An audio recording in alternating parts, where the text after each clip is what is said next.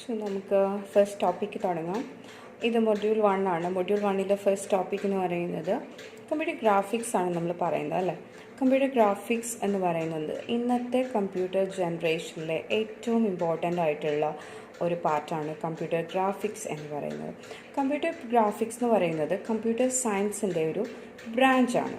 Okay, ഇത് കൂടുതലും deal ചെയ്യുന്നത് images and AIDS with the AIDS of computers.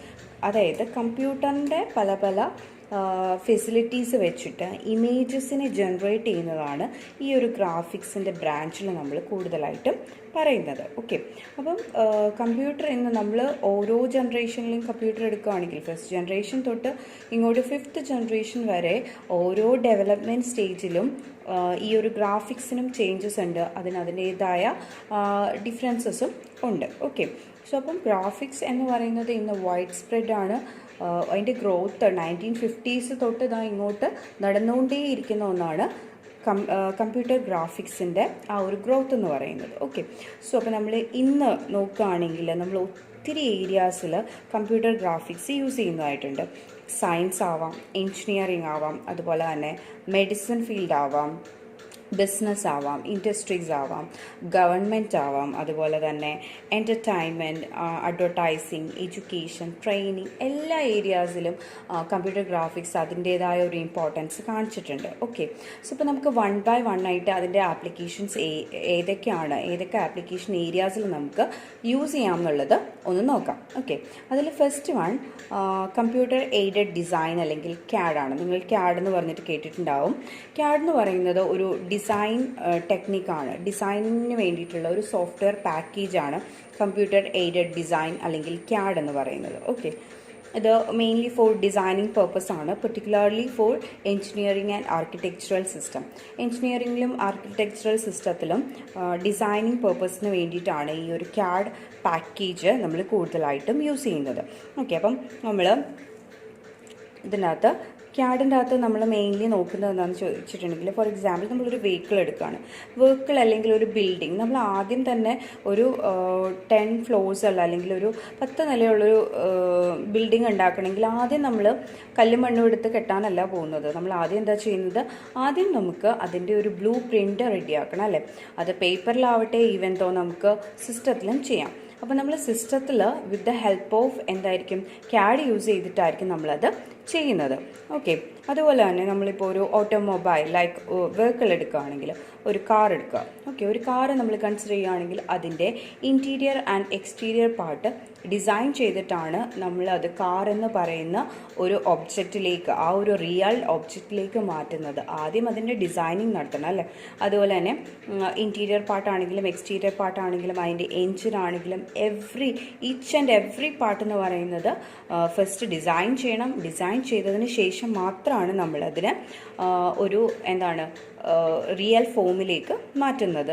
Like അതുപോലെ തന്നെ എയർ ക്രാഫ്റ്റ് ആണെങ്കിലും വാട്ടർ ക്രാഫ്റ്റ് ആണെങ്കിലും സ്പേസ് ക്രാഫ്റ്റ് ആണെങ്കിലും എല്ലാ കാര്യത്തിലും എന്ത് ഡിസൈനിങ്ങും നടത്തിയിട്ടാണ് നമ്മൾ അതിനെ എന്ത് ചെയ്യുന്നത്, ഒരു റിയൽ ഒബ്ജക്റ്റിലേക്ക് മാറ്റുന്നത്. ഇപ്പോൾ ടെക്സ്റ്റൈൽ ഫീൽഡ്സിലാണെങ്കിൽ ലൈക്ക് അതിൻ്റെ ഡിസൈനിങ് നടത്തുന്നതിന് ശേഷമായിരിക്കും ഒരു മെറ്റീരിയൽ, ആ മെറ്റീരിയൽ കിട്ടിയിട്ടുണ്ടെങ്കിൽ അതിന് ഏത് ഡിസൈൻ, ഫാഷൻ ഡിസൈനിങ്ങിൽ എന്താ ചെയ്യുക, ആദ്യം അതിനെ ഡ്രോ ചെയ്യും. ഈ ഒരു മെറ്റീരിയലിനെ ഏത് ഫോമിലേക്ക് മാറ്റണം, ഇപ്പോൾ ടോപ്പാണെങ്കിൽ ടോപ്പ് അല്ലെങ്കിൽ എന്താണെങ്കിലും അതിൻ്റെ ഡിസൈനിങ് ആദ്യം കംപ്ലീറ്റ് ചെയ്തതിന് ശേഷമാണ് ആ ഒരു പ്രോഡക്റ്റായിട്ട് മാറുന്നത്.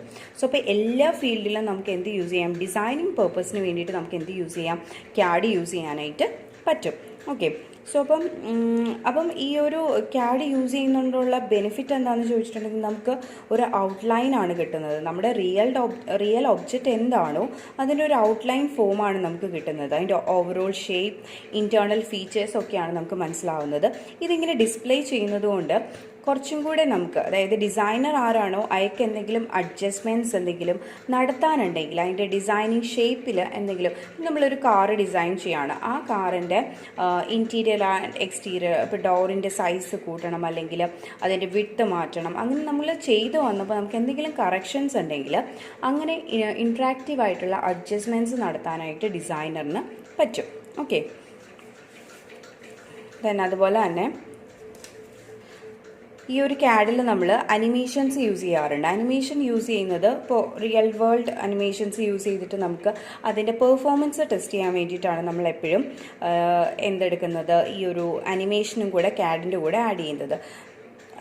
എന്താ പറയുക, ഇപ്പം വെഹിക്കിൾ തന്നെയാണെങ്കിൽ കാറിൻ്റെ എൻജിൻ്റെ പെർഫോമൻസ് നമുക്ക് നോക്കണം. അതിൻ്റെ പെർഫോമൻസ് നമ്മൾ നോക്കിയതിന് ശേഷം മാത്രമാണ് നമ്മൾ ഇതിനെ ഇംപ്ലിമെൻറ്റ് ചെയ്താൽ സക്സസ് ആവുമോ എന്നറിയണം.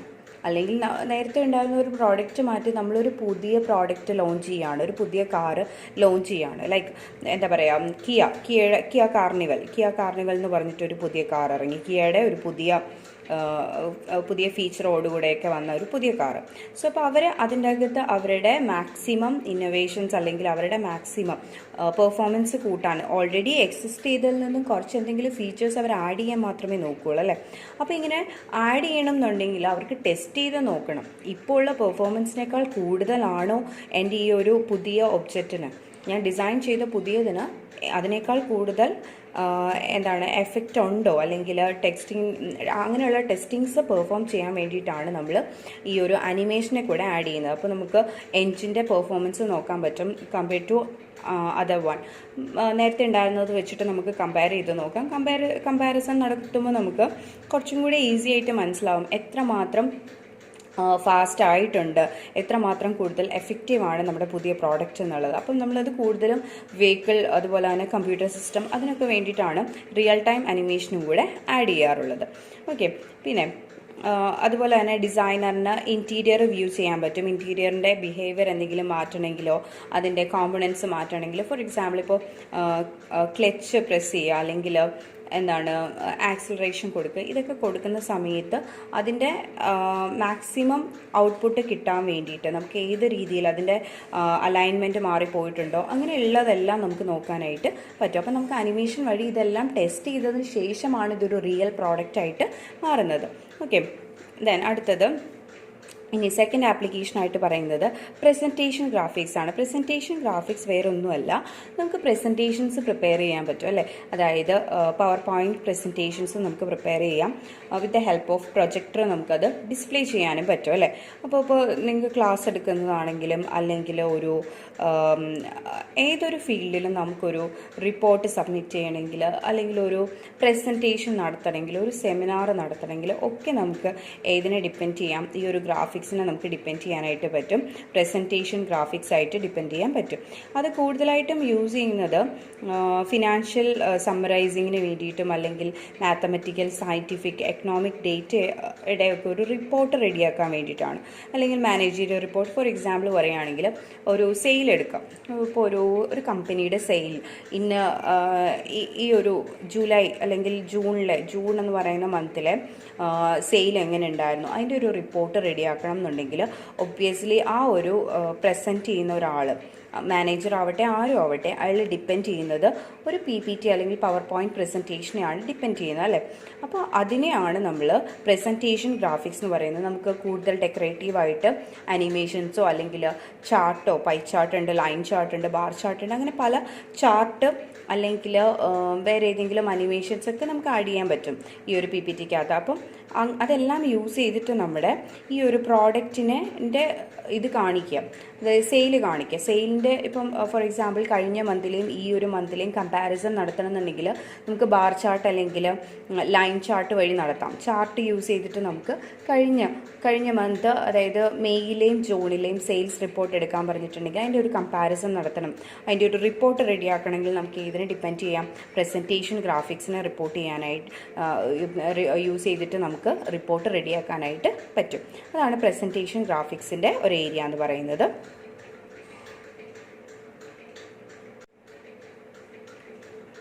സോ അപ്പോൾ നെക്സ്റ്റ് കമ്പ്യൂട്ടർ ആർട്ടാണ്. നെക്സ്റ്റ് ആപ്ലിക്കേഷൻ കമ്പ്യൂട്ടർ ആർട്ടാണ്. കമ്പ്യൂട്ടർ ആർട്ട് എന്ന് പറഞ്ഞിട്ടുണ്ടെങ്കിൽ നോർമലി ഒരു ആർട്ടിസ്റ്റ് എന്താ ചെയ്യുക, നോർമലി ഒരു ആർട്ടിസ്റ്റ് ചെയ്യുന്നത് പെൻസിൽ അല്ലെങ്കിൽ പെയിൻറ്റ് യൂസ് ചെയ്തിട്ട് പേപ്പർ അല്ലെങ്കിൽ എന്താണോ അവരുടെ പ്ലാറ്റ്ഫോം അതിലായിരിക്കും ഡ്രോ ചെയ്യുന്നത്. അവരുടെ പെയിൻറ്റിങ്സ് എന്താണെങ്കിലും പേപ്പറും പെൻസിലും യൂസ് ചെയ്തിട്ടാവാം, അല്ലെങ്കിൽ ബ്രഷ് ആൻഡ് പേപ്പർ യൂസ് ചെയ്തിട്ടാവാം, അല്ലെങ്കിൽ ഏതെങ്കിലും വോളാവാം, എന്ത് വേണമെങ്കിലും, അല്ലെങ്കിൽ ഏത് പെയിൻറ്റിങ് ഇതിലും ആവാം. അത് അവരുടെ ഓരോരുത്തരുടെയും ഇഷ്ടത്തിനനുസരിച്ചാണ് അവർ പെയിൻറ്റ് ചെയ്യുന്നത്. കമ്പ്യൂട്ടർ ആർട്ട് എന്ന് പറയുമ്പോൾ അതിൻ്റെ പ്ലാറ്റ്ഫോം എന്ന് പറയുന്നത് കമ്പ്യൂട്ടർ ആയിരിക്കും. അതായത് നമ്മൾ വരയ്ക്കുന്നത് എവിടെ ആയിരിക്കും? ആ സ്ക്രീൻ എന്ന് പറയുന്നത്, നമ്മുടെ വരയ്ക്കുന്ന പ്ലാറ്റ്ഫോം എന്ന് പറയുന്നത് കമ്പ്യൂട്ടർ ആയിരിക്കും. അതിന് നമ്മൾ യൂസ് ചെയ്യുന്നത് കമ്പ്യൂട്ടർ ഗ്രാഫിക്സ് ആണ് യൂസ് ചെയ്യുന്നത്. അത് രണ്ട് രീതി, ഫൈൻ ആർട്ടും ഉണ്ട്, കൊമേഴ്ഷ്യൽ ആർട്ടും ഉണ്ട്. രണ്ട് രീതിയിലും നമുക്ക് എന്ത് യൂസ് ചെയ്യാം? ഈ കമ്പ്യൂട്ടർ ആർട്ട് യൂസ് ചെയ്യാം. ആർട്ടിസ്റ്റ് പലതരം മെത്തേഡ്സ് യൂസ് ചെയ്യാം. ഹാർഡ്വെയർ ഈ ഒരു രീതിയിൽ വരയ്ക്കുന്ന ആൾക്കാർ അവർ paint brush programs like Lumina പോലുള്ള അല്ലെങ്കിൽ സൂപ്പർ പെയിൻറ്റ് പോലുള്ള ആപ്ലിക്കേഷൻസ് യൂസ് ചെയ്തിട്ട് നന്നായിട്ട് വരയ്ക്കുന്ന ആർട്ടിസ്റ്റ് ഉണ്ടാവും. അവർ യൂസ് ചെയ്യുന്ന ആ ഒരു പ്രോഗ്രാമിൻ്റെ പേരാണ് പെയിൻറ്റ് ബ്രഷ് പ്രോഗ്രാം എന്ന് പറയുന്നത്.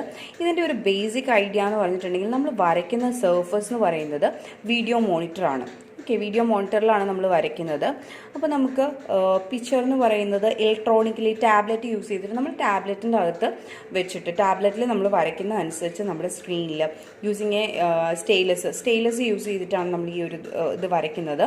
അപ്പം ബ്രഷിൻ്റെ സൈസ് നമുക്ക് കൂട്ടാം, ബ്രഷിൻ്റെ വിഡ്ത്ത് കൂട്ടാം, കളർ ചേഞ്ച് ചെയ്യാം, കളറിൻ്റെ ഗ്രേഡ് നമുക്ക് ചൂസ് ചെയ്യാം. ഇതെല്ലാം നമുക്ക് ഓരോ തിന്നായിട്ടുള്ള ബ്രഷ് വേണമെങ്കിൽ എടുക്കാം. ഇപ്പം നിങ്ങൾ ഫോർ എക്സാമ്പിൾ നിങ്ങൾ പെയിൻറ്റ് തന്നെ നോക്കുകയാണെങ്കിൽ അവിടെ തന്നെ ബ്രഷിൻ്റെ സൈസ് പലതുണ്ട് അല്ലേ. അതുപോലത്തെ ഒത്തിരി ആപ്ലിക്കേഷൻസ് ഉണ്ട് കമ്പ്യൂട്ടർ ആർട്ടിന് വേണ്ടിയിട്ട്.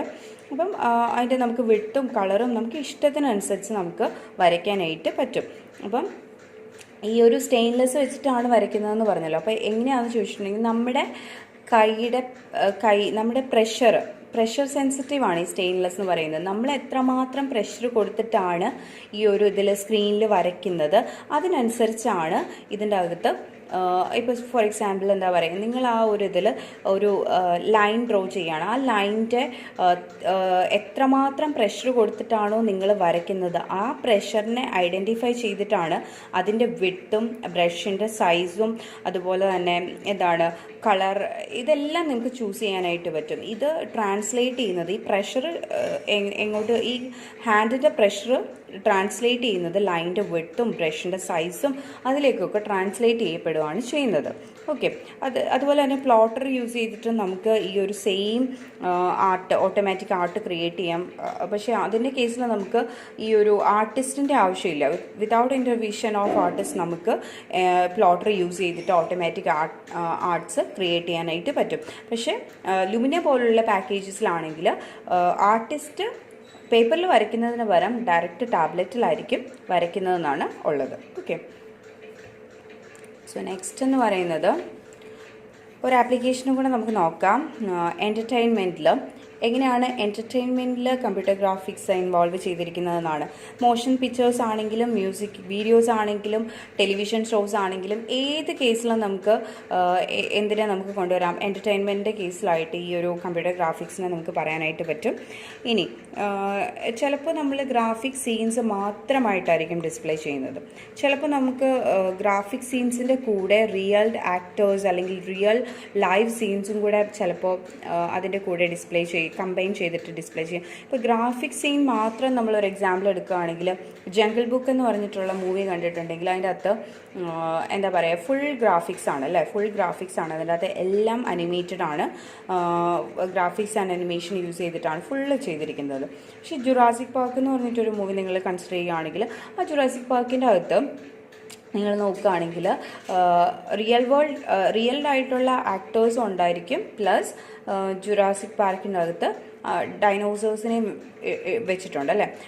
ഡൈനോസേഴ്സിനെ ഗ്രാഫിക്സ് വെച്ചിട്ട് ഡിസൈൻ ചെയ്തെടുക്കുന്നതാണെങ്കിൽ അതിൻ്റെ കൂടെ കമ്പൈൻ ചെയ്തിട്ട് റിയൽ ആക്ടേഴ്സ് കൂടെ ഉണ്ട്. അപ്പോൾ ഈ രണ്ട് രീതിയിൽ നമുക്ക് എൻ്റർടൈൻമെൻ്റ് അകത്ത് യൂസ് ചെയ്യാം. അതുപോലെ തന്നെ മ്യൂസിക് വീഡിയോസ് നമ്മൾ ക്രിയേറ്റ് ചെയ്യുന്ന സമയത്ത് അതിൻ്റെ അകത്ത് നമുക്ക് ഗ്രാഫിക് ഒബ്ജക്റ്റിനെ ഇമ്പോർട്ട് ചെയ്യാനായിട്ട് പറ്റും. ഒരു മ്യൂസിക് കേൾക്കുന്ന ഇടയ്ക്ക് അതിൻ്റെ അകത്ത് ഗ്രാഫിക്കലി ഇപ്പോൾ ചില MP3 പ്ലെയർ യൂസ് ചെയ്തിട്ട് നമ്മൾ MP3 പ്ലേ ചെയ്യുന്ന സമയത്ത് സോങ് എടുത്ത് നോക്കുകയാണെങ്കിൽ യൂട്യൂബിൽ നമുക്ക് കാണാൻ പറ്റും. ജസ്റ്റ് അതിൻ്റെ സീൻസ് ചിലതൊക്കെ ഇങ്ങനെ 1 by 1 ആയിട്ട് സീക്വൻഷ്യലി പോകുന്നത് കാണാം. അല്ലെങ്കിൽ അതിൻ്റെ ഫുൾ സോങ് അല്ല, ചിലപ്പം ഏതാണെങ്കിലും ഏത് പാട്ടാണെങ്കിലും നമുക്ക് എന്ത് ചെയ്യാനായിട്ട് പറ്റും, അത് ആ മ്യൂസിക്കിൻ്റെ കൂടെ നമുക്ക് വേറെ വീഡിയോസ് കൂടെ ആഡ് ചെയ്യാനായിട്ട് പറ്റും. അങ്ങനെ അതുപോലെ തന്നെ ഈ ഒരു എൻ്റർടൈൻമെൻറ്റ് ചെയ്യുന്ന വേറൊരു കാര്യമാണ് മോർഫിംഗ് എന്ന് പറയുന്നത്. ഒരു ഇതിനെ പ്രൊഡ്യൂസ് ചെയ്തിട്ട് ഒരു പേഴ്സണെ നമുക്ക് അല്ലെങ്കിൽ ഒരു എന്തെങ്കിലും ആവട്ടെ ഒരു ഒബ്ജക്റ്റിനെ വേറൊരു ഫോമിലേക്ക് നമുക്ക് മാറ്റാൻ ട്രാൻസ്ഫോം ചെയ്യാനായിട്ട് പറ്റും. അതിനെയാണ് മോർഫിംഗ് എന്ന് പറയുന്നത്. ആ മോർഫിങ്ങും യൂസ് ചെയ്യാനായിട്ട് എൻ്റർടൈൻമെൻറ്റിനകത്ത് നമ്മൾ യൂസ് ചെയ്യാറുണ്ട്. ഓക്കെ, ഇത്രയും ആപ്ലിക്കേഷൻസ് ആണ് ഇന്ന് പറയുന്നത്. ഈ ആപ്ലിക്കേഷൻസ് ഇവിടെ തീരുന്നില്ല, ഇനിയുണ്ട്. നമുക്ക് നെക്സ്റ്റ് വീഡിയോയിൽ അടുത്തത് നോക്കാം. Okay, thank you.